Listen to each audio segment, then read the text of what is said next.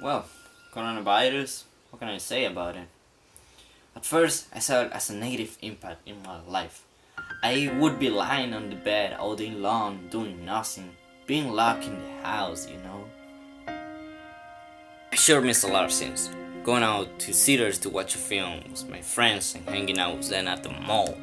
Going out in general. It's been about 2 months, almost 3, since I got out of my neighborhood to do something social with other people than my family. And of course, I miss other family members too. I'm used to not seeing them for a while, but this pandemic makes me wonder when I will actually get to see them. I also don't like the fact that I'm not going to see my friends, and I don't know until when. That makes me really sad.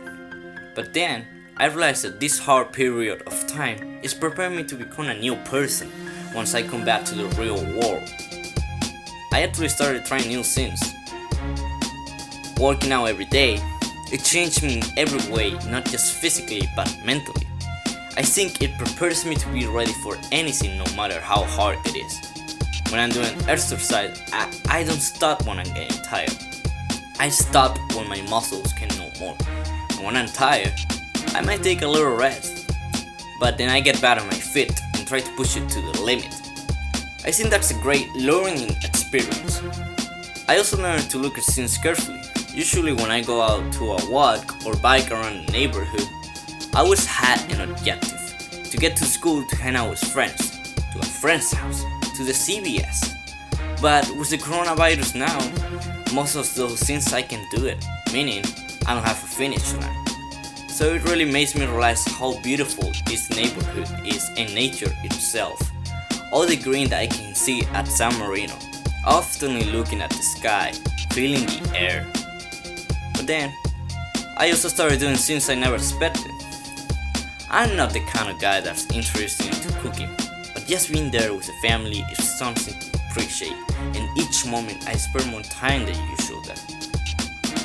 When we're having our meals, normally our conversations only last until the eating's over, but now those interesting thoughts go on for a while, so it really makes me reflect a lot about my life.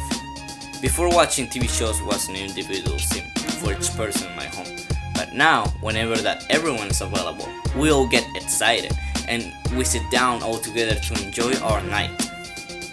Before, we barely play poker, but now on Sundays we do, and it has turned into a ritual.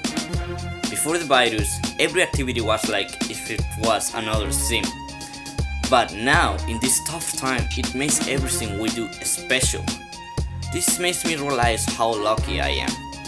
Because people that live in New York in very small apartments, in a lot of cases they're big families, they don't get to have a personal space as well. This period of time is bad, but then with the help of the family, you can turn it into something good.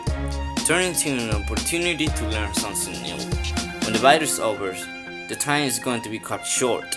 I'll be back to my normal life, and I'm not going to have time to try things that I thought I'm trying.